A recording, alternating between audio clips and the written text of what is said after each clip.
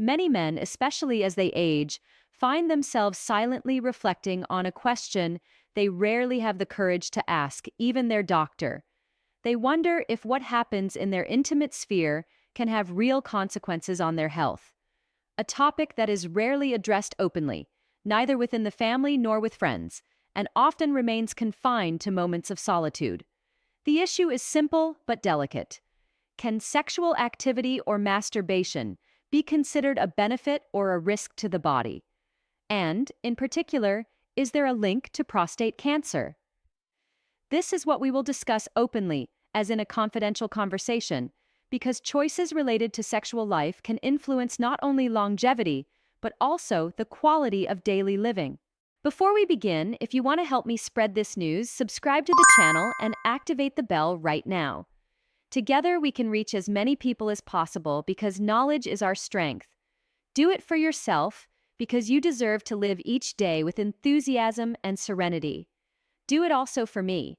Every like, comment, or subscription gives me the strength to continue creating content specifically for you.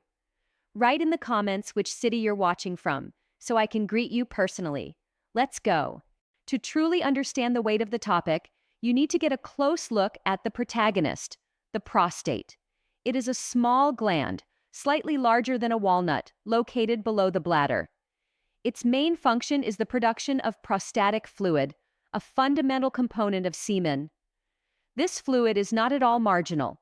It contains substances such as zinc, citric acid, and enzymes that nourish and protect sperm, enabling their transport. And it is precisely because of this role that the prostate plays a central role in men's health. The production of sperm is the result of a collective effort. The seminal vesicles provide the most substantial part, a fluid rich in sugars that serves as energy for the sperm. The testes, on the other hand, contribute only a small amount, but within that small percentage are the essential elements, the sperm themselves. Once combined, these different components give rise to semen. The ejaculation process develops in two distinct phases. In the first, called emission, the fluids from the prostate, seminal vesicles, and testes flow into the urethra, as if ready to take the stage. In the second, called expulsion, the pelvic floor muscles contract forcefully to push the semen outward. This is a mechanism that requires perfect harmony between the nervous system and muscles. Not surprisingly, conditions such as diabetes or certain surgeries can affect this delicate balance. A common doubt, even if rarely voiced aloud, is whether holding back ejaculation for a long time can have negative consequences. Scientific research shows no direct links to serious illnesses. However, this does not mean there are no side effects. Just as a river that stops flowing tends to stagnate, prolonged accumulation can also impact overall well-being. In some men, especially in the presence of chronic prostatitis, a condition characterized by inflammation and discomfort in the pelvic area, infrequent ejaculation can intensify the feeling of congestion. As early as the late 1990s, research had shown that increasing the number of ejaculations, whether through sexual intercourse or masturbation, helped alleviate the symptoms of this condition. It is as if ejaculation performs an internal cleaning action, helping to reduce pressure and irritation. There is also a less considered effect, the improvement of sleep. During orgasm, the body releases substances such as prolactin and oxytocin, which promote relaxation and facilitate falling asleep. A 2023 study published in a scientific sleep journal highlighted that sexual activity ending with orgasm can make it easier to start rest and improve overall quality. In other words, a regular sex life can become a genuine, natural remedy for better sleep. But the question that sparks the most curiosity is another. Can ejaculating more often really reduce the risk of prostate cancer? This is a topic studied for decades, and the results have surprised the scientific community. One of the most well-known studies, conducted on a large sample of men followed for many years, showed that those who ejaculated at least 21 times a month had a significantly lower risk, about one-third less, of developing prostate cancer compared to those who did so sporadically. An important finding, regardless of whether it occurred with a partner or in solitude. The studies highlighted that the benefit does not seem to come so much from sexual activity in general, but from ejaculation itself. Subsequent analyses, published in more recent years, confirmed this relationship. The more frequent the ejaculation, the lower the apparent risk of developing prostate problems. It is important to emphasize that these are observational studies, based on what men remember and report, so they cannot be considered absolute proof. However, the consistency of the results has led researchers to formulate some interesting hypotheses.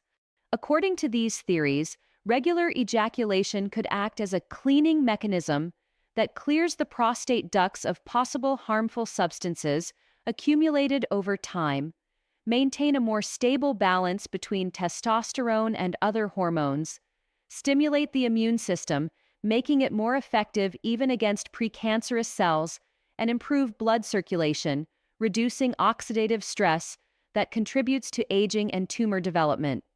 However, the most common question remains: how many times a month would it be necessary to ejaculate for concrete protection?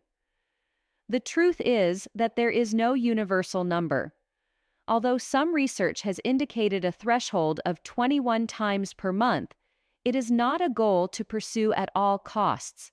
Sexuality should never be reduced to a competition.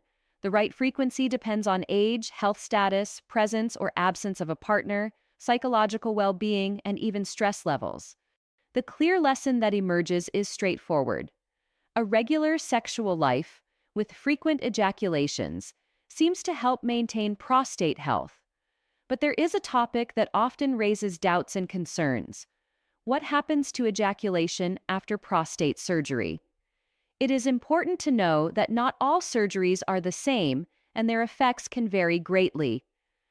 In the case of benign prostatic hyperplasia, a common condition with age where the prostate enlarges without being cancerous, urinary difficulties such as weak flow or the sensation of a never fully emptied bladder may occur. When symptoms become bothersome, a procedure can be performed that involves removing the internal tissue that obstructs the urethra, while keeping the outer part of the gland intact. It's somewhat like clearing a pipe to restore normal urine flow. The most common effect of this type of procedure is retrograde ejaculation. In practice, during orgasm, the sperm does not exit externally, but ends up partly in the bladder. This occurs because the function of a small internal valve, which normally prevents reflux, is altered. The good news is that the sensation of pleasure remains unchanged, and erections are not necessarily compromised. The only immediate change after surgery for benign prostatic hyperplasia is that sperm no longer exits during orgasm. Instead, the fluid is naturally expelled with urine. Therefore, it is essential that every man is informed before the operation, so as not to be frightened or feel frustrated by this change. The situation is very different when the procedure involves prostate cancer. In a radical prostatectomy, the entire gland and seminal vesicles are removed to eliminate the tumor, thus completely stopping sperm production. After the operation, the man can still experience pleasure, but without the expulsion of fluid, a phenomenon known as dry orgasm. Additionally, the nerves that control erection are located near the prostate and can be damaged during the procedure, with possible side effects such as urinary incontinence or erectile dysfunction.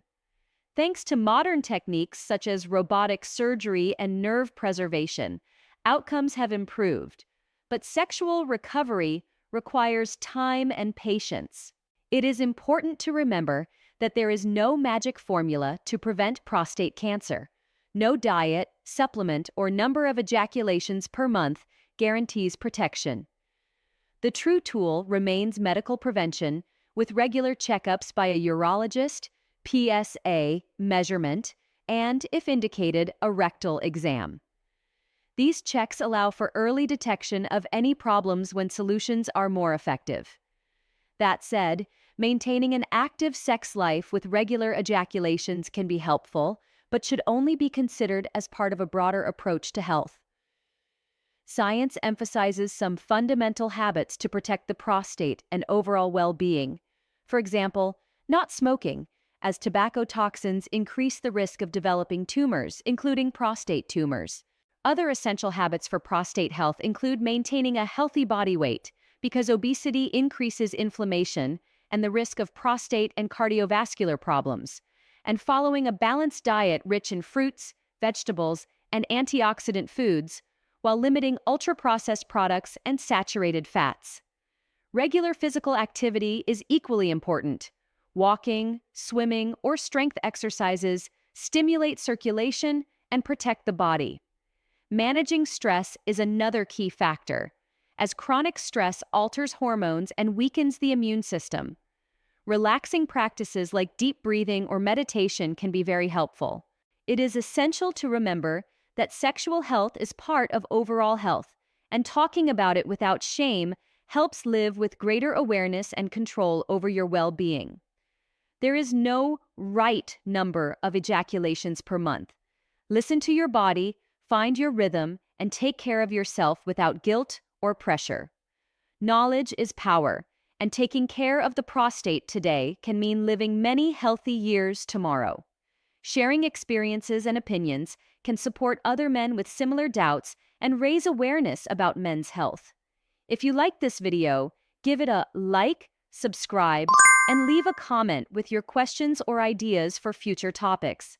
Stay informed, take charge of your well-being, and see you in the next video.